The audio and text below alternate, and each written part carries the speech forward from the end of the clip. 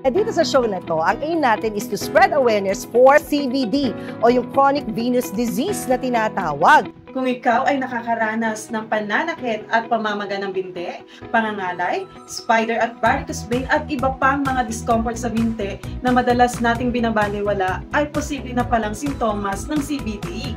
Ito yung mga common conditions kung bakit nade-develop ang CVD or chronic venous disease. History of blood clot, palaging nakatayo o nakaupo, increase of age, pagtaas ng timbang, madaming anak, at pwede din itong genetics o namamana, kaya 50% ang chance na magkaroon ng CVD.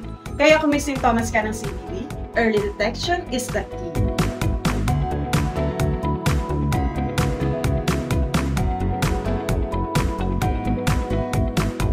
Sabi nga nila, prevention is better than cure. Kaya naman, magpakonsulta sa doktor at mag-take ng Dapplon para mas maaga nating maiwasan at huwag nang lumala pa ang CVD. Let's free our legs from pain. Alagaan natin ang ating mga binti.